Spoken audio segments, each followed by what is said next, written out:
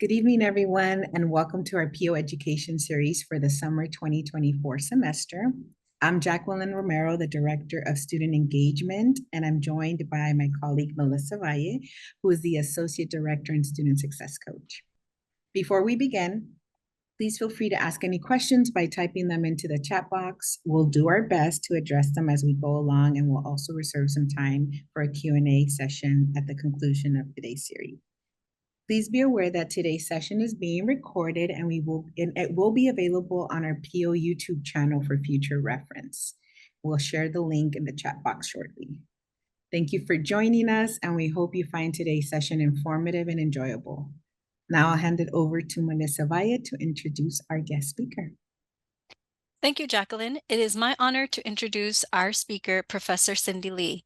Professor Cindy Lee received her bachelor's degree in child development with a multiple subject credential and added Mandarin bilingual authorization in 2016. She has taught in the public school setting as a primary Mandarin dual language teacher for 6 years. Additionally, she received her master's degree in education with an emphasis on reading and literacy. She received her reading special credential along with a reading added authorization with the completion of her master program. Professor Cindy Lee is currently employed at Pacific Oaks College as a core faculty member in the School of Human Development and Education to work in the Early Childhood Education Elementary Credentialing Department, with the mission to empower and educate future educators. Today's episode is titled, Working with Children on Social Emotional Regulation, Understanding Behavior, and Implementing Strategies for Developing Social Emotional Skills. I now present to you Professor Cindy Lee. Hi, everyone. Thank you so much for taking your time to be here tonight. I want to again thank Ms. Romero and Ms. Melissa Valle for inviting me to speak, and I am very, very excited to share with you some learnings as well as some takeaways that I had during my educational experience. So thank you, esteemed guests, and I'm going to go ahead and start sharing my screen. Okay. Can everybody see my screen okay? Yes? Okay. Give me 1 second while I pull up my presentation. Okay, so just to introduce a little bit more about myself, I know Miss Melissa Valle did a great job talking a little bit about my bio, but I really want to explain how I got here. So to start all the way back from the very beginning, I was actually born in Taiwan. So I come from family immigrants, and I immigrated to the U.S. when I was about 7 years old. In terms of my educational background, it was mostly English because at the time in public school education, Prop 227 was around, so English only instruction in schools, etc. But I was really, really fortunate to have retained my Mandarin language at home. And throughout my educational career, I realized that I had a passion and I wanted to pursue becoming an educator. So these are all of my credentials. And yes, I was actually employed as a teacher in a school district. I was a TK and kindergarten Mandarin dual immersion teacher, and I was actually the founding teacher of the program. So I started the program from the ground up. I worked with colleagues, administrators, directors, etc. But then I realized throughout my teaching experience, like I really want to give some of my expertise and my learnings to incoming teacher candidates, hopefully like you guys. So I moved into higher education. That's where I am today. I do have my master's degree, and I also wanted to share that I started my doctoral program as of this summer. So hopefully I'll be able to add a doctor to my title very soon. But that's just a little bit about myself. I have always been big on education. I've always been big on working with children, and although I am not directly working with children in my current capacity, I'm hoping to work with future educators and even future uh, you know, careers who are non-education but affiliated with children to really give them a little scope and sequence of what I've learned. So this is a little bit more about myself. Professor, Mhm. excuse me, I'm so sorry. We cannot see your actual presentation. We just see the screen. Oh, okay, I'm sorry. Let me go ahead and okay, can you guys see the presentation now? Yes, Thank perfect. you. And if you ever want to see my bio, this was my bio from earlier that I was talking about. So in terms of what I'm going to talk about today, I always like to let my participants know exactly what's going to happen just so they're not thrown off guard. I'm going to do a small and quick personality test in the beginning, so you might need your phone or you can use the Zoom chat box. I'm going to show you how to do it. And I'll tell you the why, because I think this is important when we talk about the why and understanding children's behavior, right? Oftentimes we judge children's behavior by the what they're doing, but we never really think about the why in order to understand the how of working with children, right? And then I want to talk about some sample considerations to think about. And then I'm going to talk about some sample strategies that doesn't have to just be used in a classroom. It can be used in a clinical setting. It can be used in a psychology setting. It can be used at home as a parent. Like really, these strategies are very broad, right? And then I also want to talk about ways to communicate with family members, even for those of you who aren't teachers, because dealing with family members is a whole nother aspect and it can be a very intimidating thing to think about. And I want to tell you how and why it's important to communicate with family members as well, because it's important to build, I want to say, a homeschool connection, but again, that's me coming from a former teacher experience. You need to build that connection at home in order to really expand children's learning, not just within the capacity that they're in, but also at home as well, because some parents may not know, but I'll talk about that during that section of the presentation. And then I'm going to save some time for a Q&A if you have any additional questions. And I also have a little interactive activity at the end. So again, pull out your phones and get ready for that, okay? But first, we're going to go ahead and get started with a quick personality test. So if you have your phone, you can scan the QR code, or you can go to slido.com and type in this little code. Just tell me what your favorite color is. Is it red, green, blue, yellow, black, white, pink, purple, orange? And I know some of these are just very broad colors, but just try your best to pick your favorite one out of all of these. And I'll give you guys about 2 minutes to do so.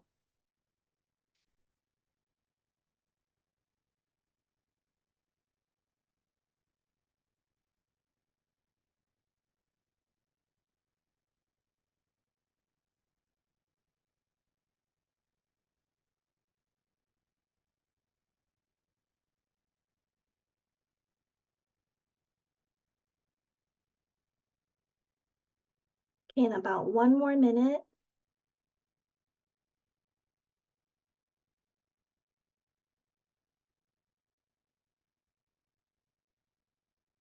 All right. And if you don't have your phone on you, that's okay. You can just use the chat to tell me your favorite color.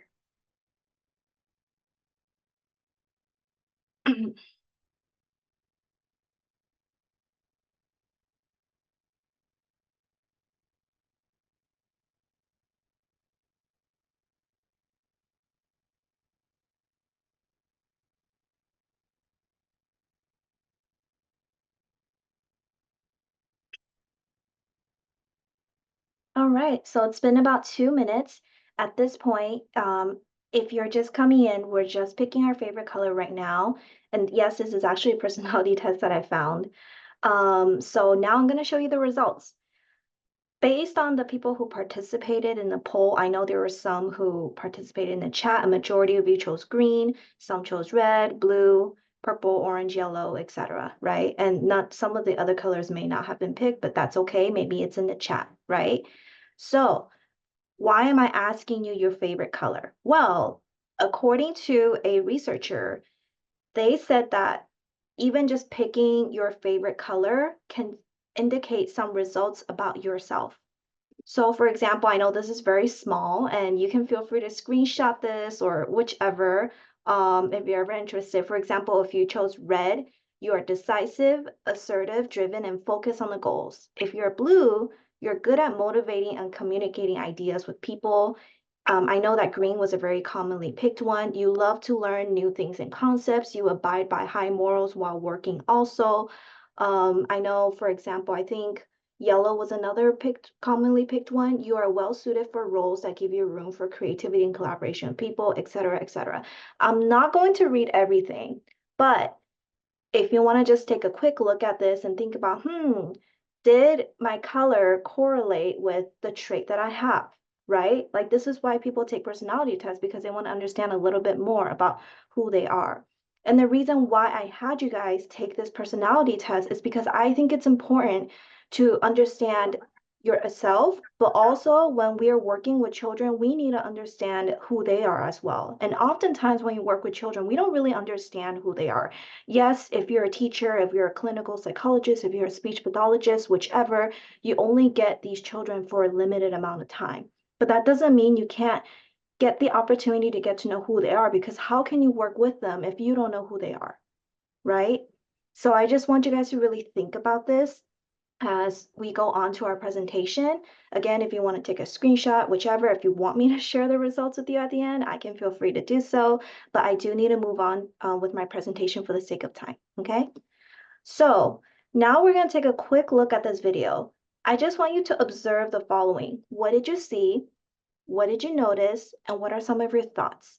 As we're looking at this video, I want you to put your findings either in the chat or you can just think to yourself. And then again, I'm gonna talk about this video after I'm done showing it to you guys, okay? So I'm gonna share my computer sound so you guys can hear. And hopefully it's not too loud. Can everyone hear okay? Okay.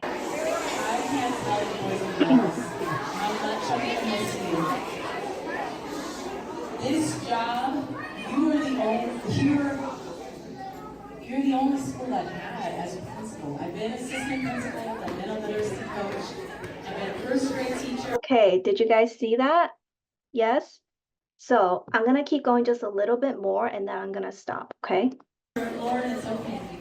I've been a fourth grade teacher, I've been a second grade teacher. I want a scooter! Whoa, did you guys see that? I'm sorry everybody couldn't get a scooter. That's the hardest part when you boys and girls are reading, but you have received your prizes. And I want to say thank you. Okay, I'm gonna stop the video right there. It's a very short video, but at this point, I might ask some interaction from the audience. What did you guys notice? And I'll also monitor the chat in case anybody participated. So obviously we saw that there was some type of assembly going on, right? And we saw what seems to be the principal standing up in the front talking. What's not important is what she's saying, but what's important is actually what happens next, right? What happened next? Yeah, it was very noisy, yes. The kids were not paying attention, okay.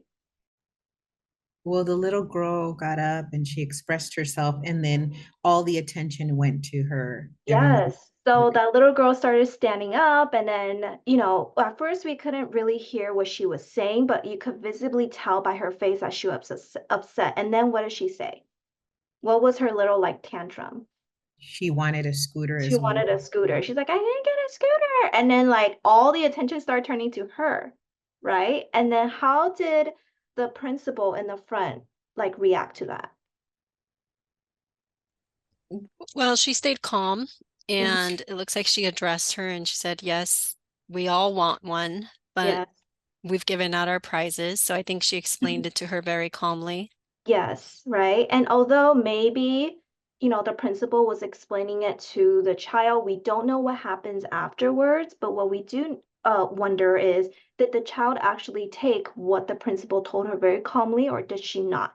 Because just like adults, when young children tantrum and they start getting upset, sometimes like they just become really, I don't want to say irrational, but they become like very outbursty, they're anger really shows, and it can be really difficult to talk to them, right? So at this point, a lot of adults react in different ways. She's going to what seems like an adult who might be her teacher or her parent or whatever. We don't know who it is again. But then you wonder what happens next to her. So that's what I want you to think about as we move on in the presentation, okay? So, thank you guys for interacting in this video with me. I'm gonna go ahead and move on. Share. Okay, so I just want to start off the presentation with this quote as well. When we don't understand behavior, we tend to assume a child is doing it on purpose. And you hear that a lot, right? Like, oh, they're doing it on purpose. They're trying to test me, or they're trying to see where, like where my boundary is. Like, and you hear this very often. But sometimes, yes, they may be doing it with malicious intent, but then you also have to ask yourself, why are they doing it with malicious intent, right? even when children are acting quote unquote maliciously, it comes with a certain, like trauma, or it comes with a certain reason that we may not know about. And a lot of times, certain adults who don't understand children enough, they start making judgments and they start making assumptions. And that's where the danger lies, because we never want to make assumptions when working with children. And that's one lesson I learned when I was a former teacher. Like, I often made assumptions and I was like, oh, I bet this kid, these parents aren't taking care of them, or I bet like, this kid just does whatever they want at home. But the fact is, sometimes that's not true. And when you make assumptions, you're not truly understanding these children and where they're coming from, right? So be cautious when you try to work with children, because we never want to assume things. We always want to try to understand from their perspective and think about how we can best support them. Okay? So now I want to ask you guys this question. How many children do you think get suspended per year? And just throw random numbers out there. It can be hundreds, it can be thousands. And you can use a chat too if you don't feel like speaking. 20%, okay.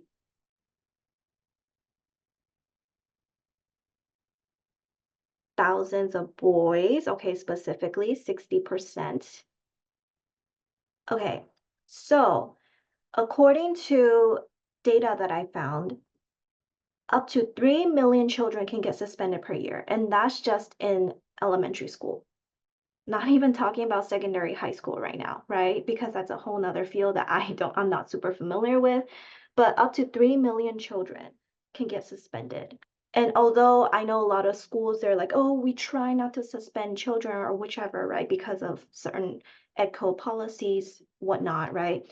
This is a really shocking statistic. And the next chart that I'm going to show you is going to be not really shocking. You might already know this, but it's still not that great to see, right? I broke down this number by the percentage of children who get suspended by race, because we need to look at this also as a racial justice issue, right? And social justice issue. When we look at the percentage of children who are disciplined in schools, out of that 3 million that you saw, over 60% of those children are Hispanic students. And you hear that a lot, right? Like, Hispanic boys are so naughty, they don't care, their parents probably don't do anything. Again, assumptions come in and it's really dangerous, but these assumptions happen, right? And the next highest percentage is Black children, over 20% of that number that I showed you. And that's still pretty shocking, right? We might already know this, but it's still not something pleasant to see. And then white students, and then Asian and Pacific Islander students, right? Even though white students and Asian and Pacific Islander students, like, there's a lower percentage, it doesn't mean that the risk is not there.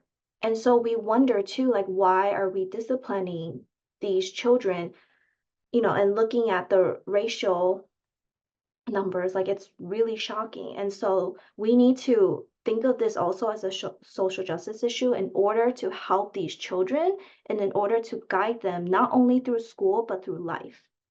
Because what happens is when children get disciplined, they give up in schools. And I've seen this way too often. I worked with a few upper grade students at one point, and they told me, yeah, I don't care about school, or I just want to be a YouTuber. Why do they say that? Because they've given up on the system.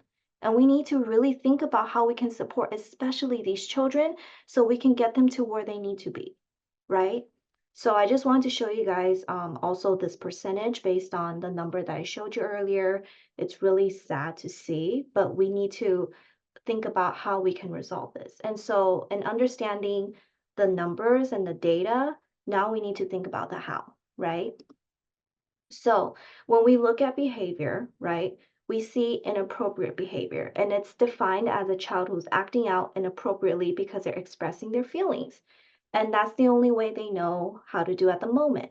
But sometimes it's not children's behavior that's inappropriate, it's the adult's behavior that's inappropriate. So let me show you some examples. For example, if you see a child yelling, crying, stomping, what they're really saying is, I'm overwhelmed with big emotions and I need an adult to comfort and co-regulate with me, right? But instead, what they receive is an adult yelling at them, be like, calm down, or, sit down, or you better come over here or else, because adults are retaliating back. And that's a common behavior that happens. So the child's behavior isn't necessarily inappropriate. It's how the adult responds to the child that's inappropriate, right? And another very common, misread behavior is when a child starts saying bad words, they start slamming, throwing things, hitting, right? What they're really saying is, I'm feeling overwhelmed and out of control. I'm scared right now, and I need an adult to help me feel safe, right? But instead, how their behavior is interpreted by adults is adult punishes a child. So they either reject a child, they're like, go to your room, you're grounded, or they leave the child because they're like, I can't deal with this anymore, and they start walking away, right? Because all the adults are trying to protect themselves. Well, what they don't really realize is when a child is acting in this way, they're not really saying, I want to hurt you. They're just so overwhelmed with these big emotions, and then at this point, they're inside their little bodies, like, they're going a little bit crazy, and they don't know how to stop themselves because maybe they've never learned that regulation, right? So when we interact with children, we need to think about how we're responding to them too, because how we respond to them may not necessarily be helpful to the behavior that they have, right? And so before I continue with my presentation, I just want you to think about this question. We don't have to answer right now, but we can think about it. In these situations, how else do you think an adult should react? And I don't want you to answer it yet. I know I said use a Zoom chat. Don't use a Zoom chat just yet. I want you to think about these two different scenarios. And once I go through the presentation, then I want you to think about, do you think this was really an appropriate response, right? So when we look at children's behavior, I think of it as different classifications, and these are behaviors that I've seen very often. One type of behavior is due to undue attention. So a child, what they're actually saying is, notice me, involve me usefully, but sometimes when there's too many kids in the classroom, or when their parents or caregivers often are very busy, or they don't tend to them because they're a big family, or maybe the parents are busy, whatever, right? They don't get the behavior that they need. So what happens then is then they start lashing out. Then they start doing extra things to try to get behavior, or they get really, really silent, but then they become really angry. And I see this very often with certain children, right? And it's because they have undue attention needs.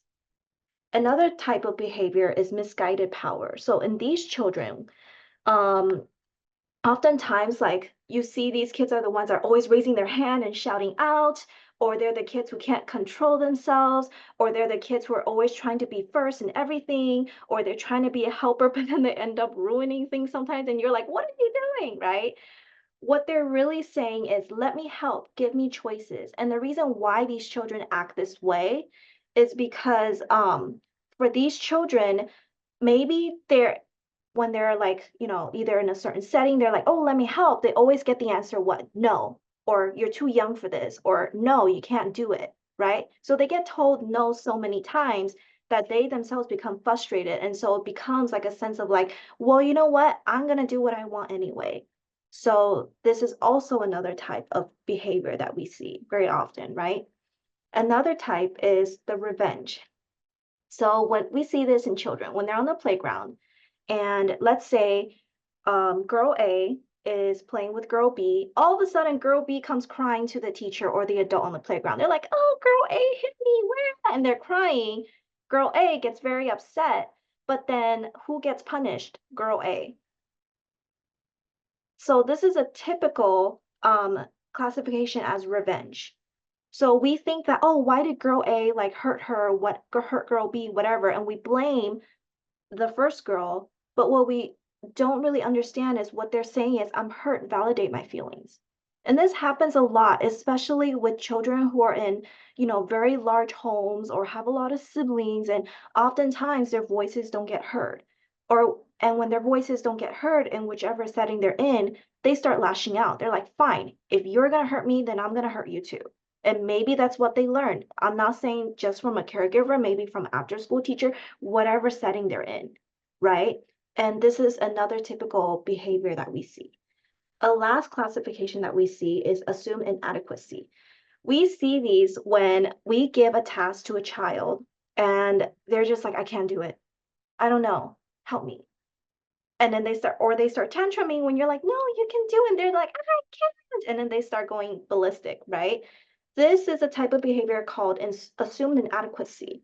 And when children act like this, teachers or, professionals, they're like, oh, why are this child acting like this? They can do it. Like, they just don't know how. But what we don't know is they don't know that they don't know how, right? Because what they're really saying is, don't give up on me. Show me a small step. You don't have to do it for them, but you could guide them there. For those of you who are educators, you've heard of Vygotsky's zone of proximal development, right? It's the idea where we need to guide children to where they need to be and not just show them how to do it. Does that make sense?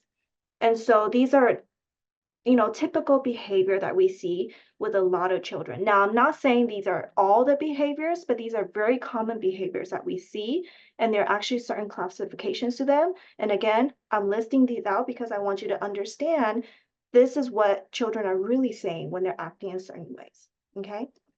And so there's other certain factors for children's behavior too that we need to think about. For example, their biological and physical needs, is it being met? I've had children who come to school hungry, who come to school with dirty clothes, who come to school like with parents not even cleaning out their backpacks. And so we need to think about, are their needs actually being met? And then when you have the kids constantly falling asleep in class, a teacher's response is just, wake up. But what we don't understand is the why. Why are they falling asleep in class? What's going on with them? Why are they like constantly asking when is recess, when is lunch, etc. Right? Because maybe their physical and biological needs aren't being met. Or is it something to do with family? Family structure, changes in family structure, right? For example, caregivers are giving birth to a new kid, or there's a divorce, or there's a separation. We hear these instances and they're very common, but it actually does impact a child's life and behavior, right? And so is this a factor when a child is behaving a certain way? Also, parent. Sometimes we'll have parents who will tell children, this is how you should act, or this is how you should not act. And then like what they're telling them or what they're not telling them can cause a child to act in a certain way. And sometimes it's not what we're hoping for, right? Is it developmental stage? I saw this in a child when I was working as a teacher. I had a kid who, long story short, at the beginning of the year, he was standing behind a pocket chart screaming for 10 minutes straight. And I'm like, this kid is giving me such a headache. At the end of the year, he came out so developmentally appropriately behaved. He was so like, I don't want to use the words good and bad. I don't like using those words. Instead, I like using appropriate and not appropriate, or like positive and things to work on. Again, I don't like that word negative, but this child came out by the end of the year. He was behaving really great. He was sitting in his chair nicely. He got along with his peers and he even made a few friends, right? So then you wonder, how did a child get from here to there? And it could be developmental needs. Maybe the child maturity wise is not there yet. And it could take them some time to get to where they need to be, right? So that could be a factor too. Also, temperament. There are certain children who are born or have been nurtured with a certain temperament. So they're born with a lot of anger, or they've been nurtured with a lot of anger, sadness, whichever, right? Out of control behavior. And we need to think about again, like, why are they acting this way? What's causing them to act this way? Why is their temperament like this? Or unobtainable expectations. And we see this a lot, especially with children whose caregivers have very high standards. They'll be like, you need to get an A in school. You need to get 100% all of your tests. And when they can't achieve those certain expectations, and caregivers are, for example, punishing them or, neglecting them or whatever, right? Then children can act either like really out of control, like they're like, well, you know what, if I can't hit this expectation, I'm giving up. Or they try very, very hard to get to that expectation and then they can't meet it, or whichever. We also need to think about this aspect. Is this the reason why children act in a certain way? Communication.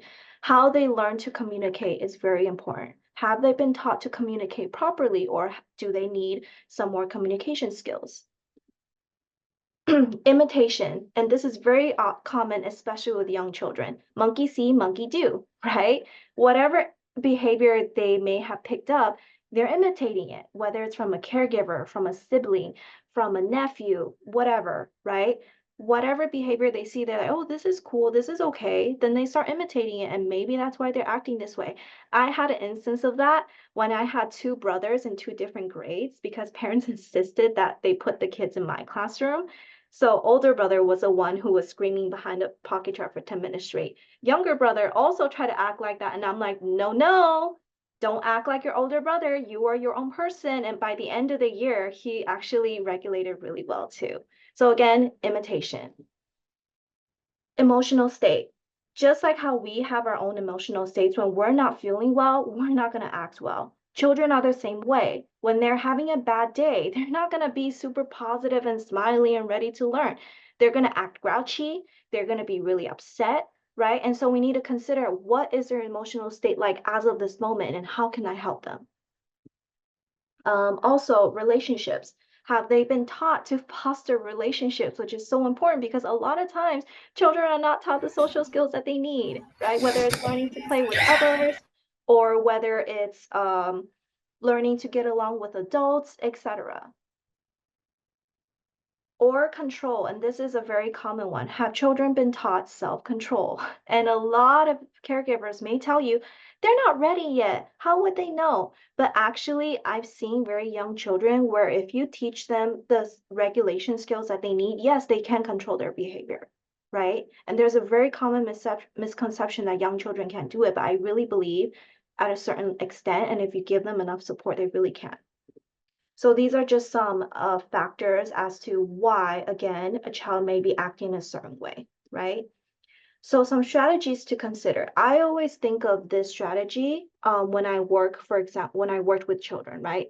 Problem solving, not problem lingering. What I mean by that is, how many of you guys have experienced this yourself? You're like, oh, this child is like screaming behind a pocket chart for 10 minutes straight. I don't know what to do. I'm so lost. Or, oh, this child hit another child. Instead of lingering on the problem, you need to think about how to solve the problem, and you need to teach the child how to solve the problem, right? We can't just linger on the problem and make the child feel bad and guilt trip them or whatever. We need to teach them, okay, you made a mistake and that's okay. What are you going to do to fix it? Because actionable steps are what children need in order to guide them through life, right? Just like when we make a mistake or when something goes bad with us, sometimes we tend to linger like, oh, why did I do that? I'm so dumb. But we don't always just linger on the problem. We try to fix it. So we need to teach children that as well. Like when I was in the classroom, I had a sample chart like this. If you encounter an issue, how are you going to solve it? Get help, play with someone new, ask, share, leave, etc. So I'm not going to read everything, but the idea is you need to teach children that we can't just linger on a certain problem because, you can solve it for yourself. What are you going to do to fix it? Also, when I had children who, I heard like, oh, they hit someone on the playground or whatever, I would actually sit my students down and have a talk with them. I don't tell them like, why did you do that? And point my finger at them. Instead, I say, okay, can you tell me what happened? So I hear both sides of the story and not just one side of the story, right? And then I asked the children, how are you going to fix it? So I actually had this little chart in my when I was teaching. And after I talked about a certain behavior with the child, I circled their behavior. And then I didn't stop there. I wrote down what they're going to do to fix it. And then they would send it home with their parents. I would communicate with the parents or the caregivers. And then the caregivers had to give me back the slip the next day. The idea was I wanted to let the child and the family members know, hey, everybody makes mistakes. It's okay. I'm making you aware that this issue happened, but we're not just going to linger on the problem. We're going to try to fix it. And that's what's more important, right? Also check in with students, actually get to know them, ask them how they're feeling, how they're doing. So sometimes you might have, for example, a desk behavior visual, Or what I do in my classroom is I will ask students every day when they come in, how are you feeling? And they get to do a little like pocket chart where they put how they're feeling. I think it's important to understand where students are coming from, even at the beginning of the day. So in case they come in really grumpy, they're crying, whatever, you can understand why. And so you can think about, again, how to solve the problem, how to work with them, right? Because when we don't check in with them, children may feel like, oh, they don't really care about me. And that's what a few children are saying about their teachers. They don't really care about me. They're here to just teach. They're not, they don't know me. And so we really want to get to know children. And yes, acknowledgement goes a long way because yes, they do feel seen. And I kind of alluded to this earlier, but teaching emotional regulation is so important.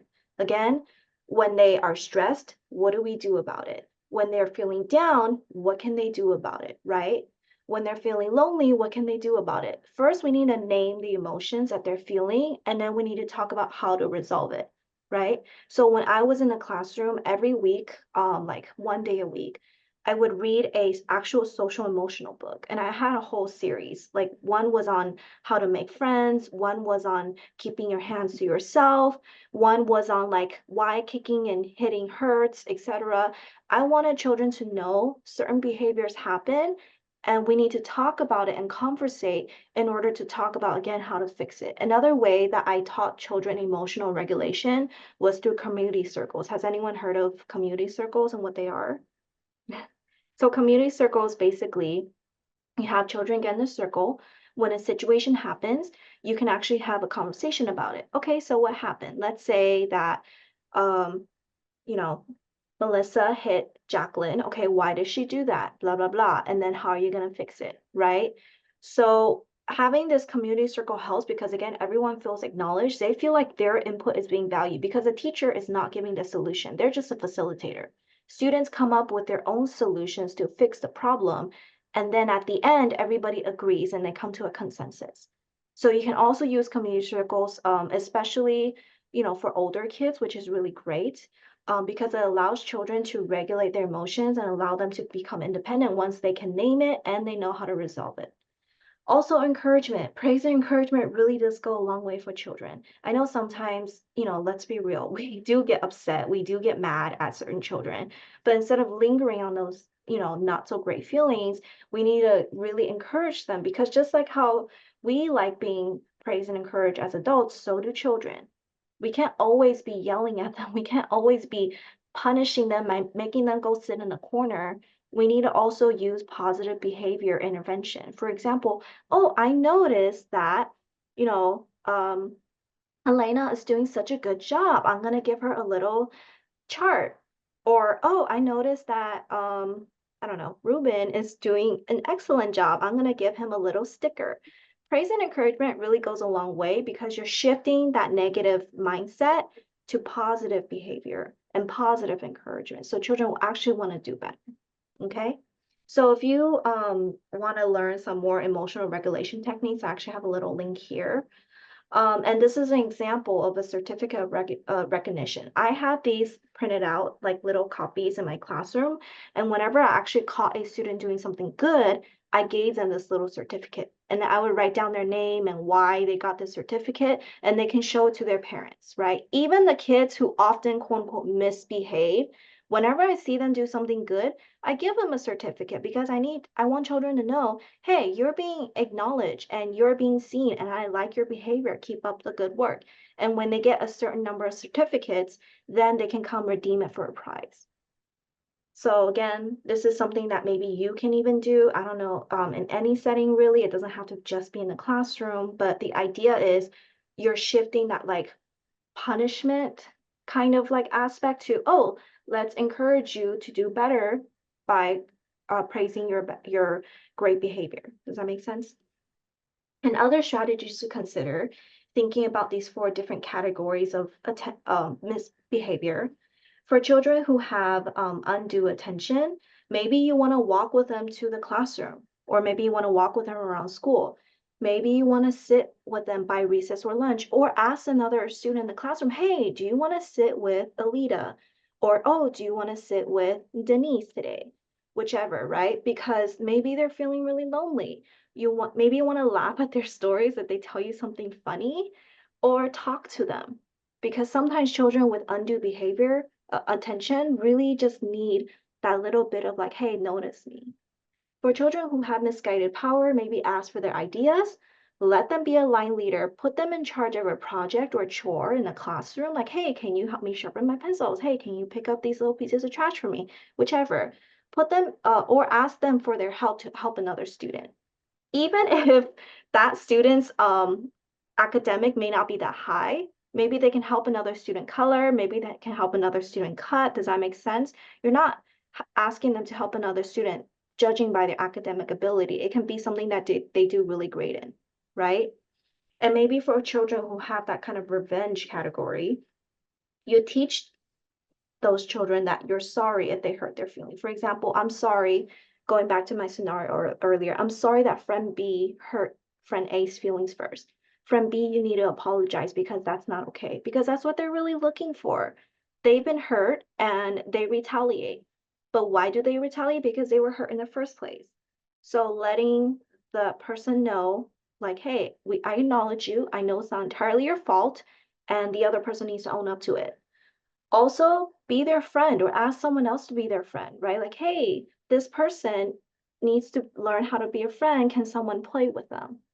Or invite them to special events or even compliment them. Like, hey, I noticed you're doing a great job keeping your hands to yourself today. Here's a sticker. Or, oh, I noticed that um, you were playing nicely with your friend. I'm so happy for you. Here's a little chart.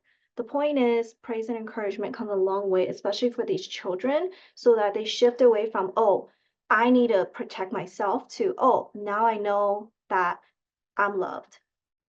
And for children who may have assumed that adequacy, let them help someone with something they're good at.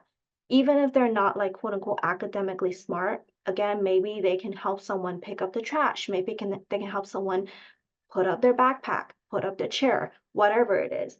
Or you encourage these children and tell them, we'll get you through this. Have you guys heard of growth mindset? That's a thing that's coming around. And what we need to tell these children is, you can't do it yet, but you'll get there. And growth mindset is a powerful, powerful tool. Like, I was in a fourth grade classroom, and this boy at the beginning of the year, he was reading like at a second grade level. Okay. But by the end of the year, he actually achieved grade level standards because of growth mindset. He told me, my teacher kept telling me I couldn't do it yet. And I realized I'm not dumb. I'm just not there yet. And growth mindset is so important, especially for these children, because they've been told for however long they've been in this life, like, you can't do it, you're dumb, or why can't you do this? And then they develop this assumed inadequacy that, yeah, I'm dumb, so I can't do it. But you need to change that mindset and tell them you can't do it yet, but you will get there. And it really does make a huge difference. Also, maybe having another student work with them always helps, right? And then they learn from the other student, and then they start picking up skills. Or tell them, this was hard for me too. Sometimes when we work with children, children assume that, the educator, whatever profession they're in, they're superheroes, but we're not. Teachers are not superheroes. Psychologists are not superheroes. We're people too. And we need to let children know, hey, I really struggle with this too. Like, when I had a child who couldn't like add and subtract and they were really struggling, they got really upset. And I told them, hey, when I was your age, I was really bad at math too. They're like, really? But teacher, you're so smart. I'm like, no, I'm not smart. I just worked really hard. And one day when you work really hard, you can get here too.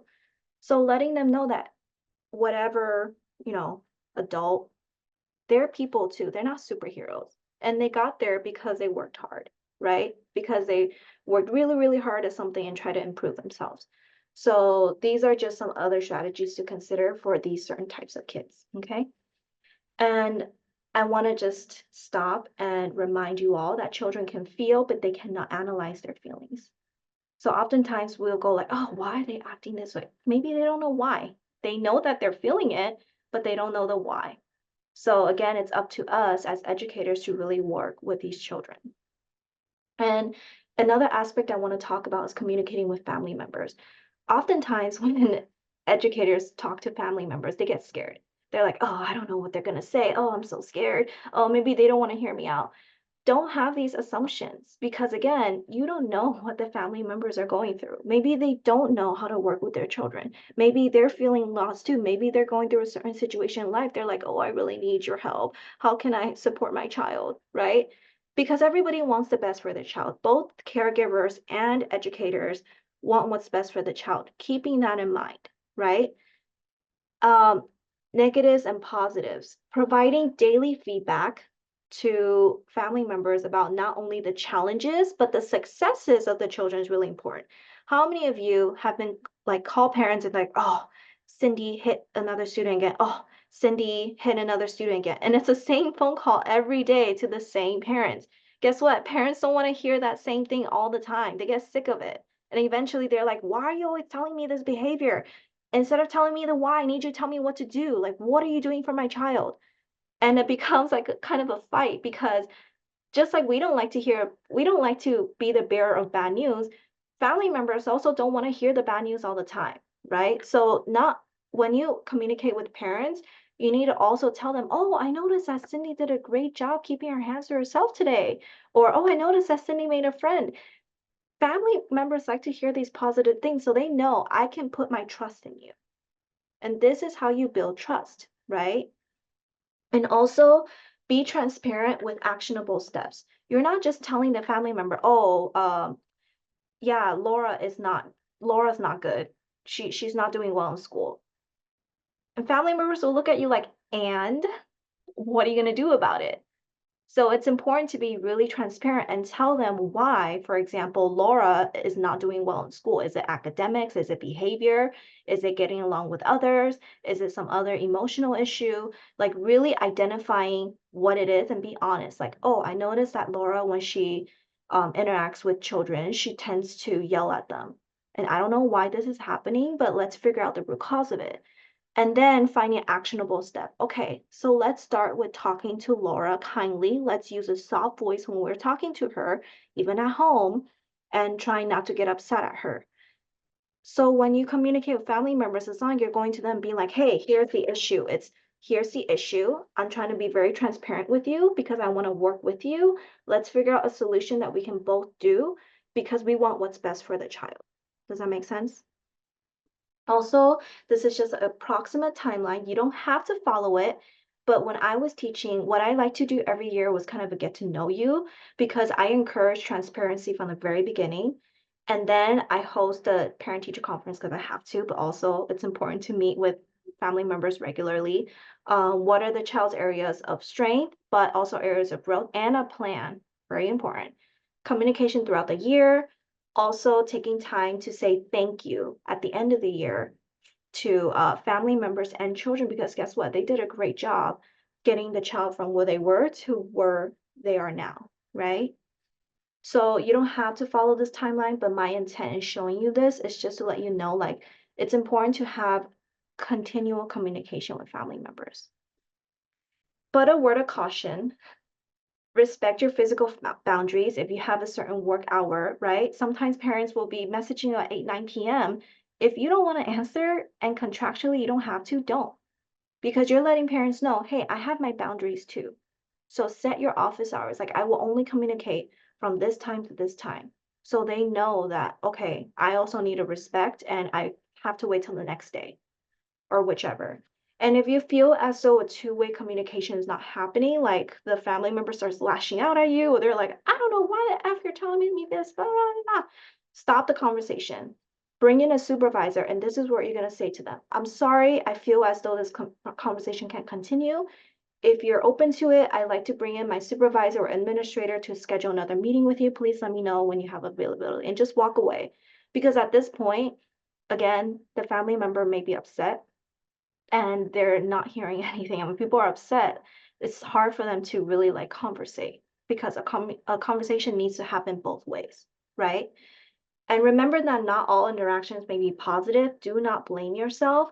Take the interaction as a learning experience. I've had plenty of parents who came at me. They're like, you're racist, or you're a bitch, or throwing swear words at me, or they're like, you're not fit to be a teacher. And yeah, those words hurt me. At first, I was upset about it. But then I'm like, okay, what can I do better next time so this type of interaction doesn't happen again, right? And I'm very reflective of my actions. So I just want to also share this as you're communicating with family members, because yeah, it's not easy to communicate with family members sometimes, right? And just know that you can protect yourself too. And these are some additional resources. I have links linked to the little pictures if you want to take a look at some social emotional resources, books, websites, videos. I think these are really helpful for you, etc. And that's pretty much my presentation. Any other questions that you have? Thank you, Professor Lee. That was very insightful and informative. I really appreciate the detail and the breakdown of that. So thank you. Thank you. We are going to open it up now. Feel free to unmute yourself or type it into the chat box. If you all have any questions, comments, we are opening it up now.